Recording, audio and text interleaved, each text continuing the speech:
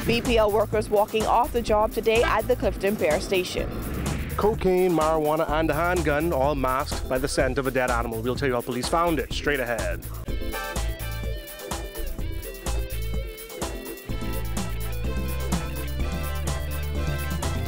Our news is brought to you by Alive, the nation's newest and best LTE network. Good to be alive. Welcome to our news and thanks for joining us. I'm Kyle Joaquin. Topping news tonight, Prime Minister Dr. Hubert Minnis confirming that the Attorney General's office is reviewing the matter concerning Ronnie Jean Charles, the man sent to Haiti late last year by immigration officers who was recently ordered to be returned to the Bahamas. It would be reviewed. The entire ruling would be studied, looked at, and we make decision that's in the best interest of the Bahamas, and we'd be guided by that. The Office of the Attorney General intends to appeal Supreme Court Justice Gregory Hilton's ruling ordering government to immediately issue a travel document to the Bahamas-born man. This comes as Jean Charles's travel documents are being prepared. Prime Minister Minnis today said he did not see the ruling, but that government is reviewing it and will take the right course of action. Lawfully detained and unlawfully deported. Yeah, but I have not seen the complete ruling, so I really cannot make a comment. Okay. But believe me, attorneys and others will be reviewing the ruling in its entirety. In his ruling, Justice Hilton ordered that 32-year-old Jean Charles be issued status to permit him to remain in the Bahamas within 60 days of applying, and that he be paid costs and compensation for breaches to his fundamental rights and liberties. Foreign Affairs Minister Brent Simonet has said once Jean Charles is back in Nassau and makes the application, the Department of Immigration will look at his application and consider the appropriate action after that. But what does this mean for the many other Bahamas-born people of Haitian descent in the same predicament as Jean Charles? We asked the Prime Minister how he feels about the precedent this ruling may set. Any ruling that made individual would review. I have not seen the complete ruling, so I cannot make a comment. One has to read the ruling in its entirety as opposed to just being emotional about a matter without knowing the facts. Dozens of heavily armed officers swarmed the Baintown community today in search of criminals and contraband. They found 2 weapons and several packets of drugs. Jared Higgs tells us the operation was a part of the police commissioner's policing plan. It started with the sound of gunshots near Peach Street. Officers in a nearby police operation convoy sped to the scene, spotted a man armed with a handgun, and gave chase. Assistant Commissioner of Police Clayton Fernandez says that suspect is known to police and vowed that he would be in police custody by day's end. The individual ran and ended up just through the side track roads off Peach Street, and he dropped his weapon, but he was able to escape. The scene quickly changed to DeVoe Street, where officers found cocaine, marijuana, and a handgun in the back of a yard just down the road from a school. The scene unfolded just down the road from the Marjorie Davis Institute for Special Education. The yard where the contraband was found featured a trapdoor and the odor of a dead animal, believed to be a deterrent for police and their canines as they search.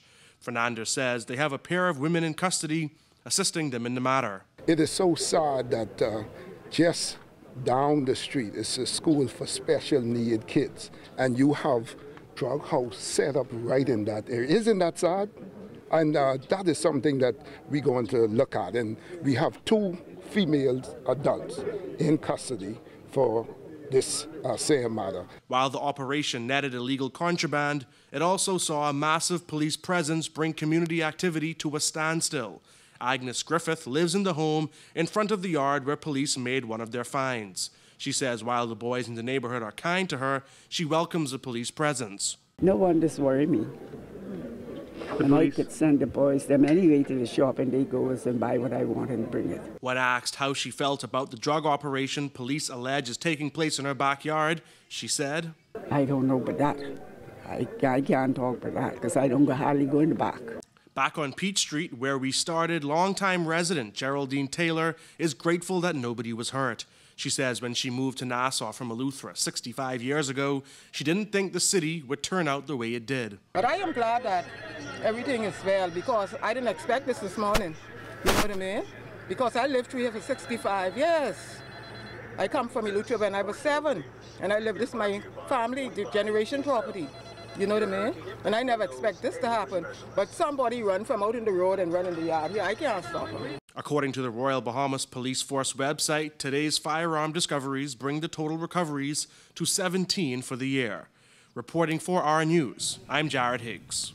Police also providing an update on Monday's early morning police operation in southwestern New Providence. According to Assistant Commissioner of Police Clifton Pier, a few of the suspects taken into custody have been released. We took a total of 30 persons in custody, and we have sieved out some. Some of them are still with us. The key players are still with us, and we are still working. Detectives are speaking to them. Any of them are on bail? They are known to the police. Yes, one or two may have been on bail, but they are known to the police in and out of the system. Some residents complained that some people who were detained on Monday were innocent bystanders, some of whom were heading to work. Fernando disputed those claims, suggesting that criminals enlist accomplices to help them conceal their crimes. No, that is not so. Not caught up in it. We know who we were looking for in the target, and we know their associates. Okay, you know that the criminals use other people to assist with their crime, and sometimes the people, they know and they try to ignore, but they use people to assist with their crimes. Bahamas Power and Light employees stationed at the Clifton Pier power station walked off the job today in protest of working conditions. However, as Giorgio Bain tells us, action taken by staff has already yielded positive results. Well, dozens of workers here at the BPL Clifton Pier station walked off of the job today after a request to have a mold problem fixed went ignored. Outside the Clifton Pier plant, dozens of frustrated workers met with Bahamas Electrical Workers Union President Paul Maynard. Following that meeting, he told us that since the passage of Hurricane Matthew in 2016, the building which houses the changing rooms has been in disrepair. From the outside, roof damage sustained to the building was evident, and according to Maynard, the problem has gotten worse with time. What happened is, back in Hurricane Matthew, as you can see, the roof flew off.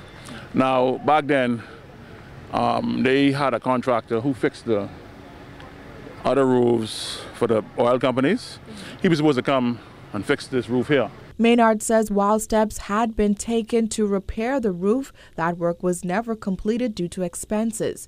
Now, more than a year later, the 80 employees who utilized the changing facilities found themselves fighting a different issue: mold. So 2 years later, we still got the damn problem. All right, now we got mold. Well, you know, we tried to work with them to deal with it. The changing rooms are moldy. And I told them, listen, after 2 years, I can't entertain it no more. You cannot have people going in and out of mold and stuff, right?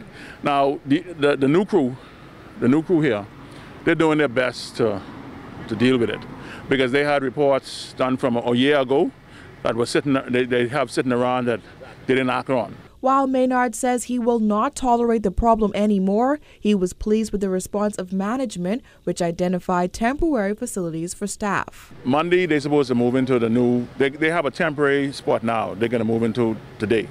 They're going to do it right now. And then Monday, they'll be into the new position they're supposed to be in. Reporting for our News, I'm Giorgio Bain. Still to come on our News, renewing your business license about to get easier, plus a live spearheading love during the month of February. The details are after this break.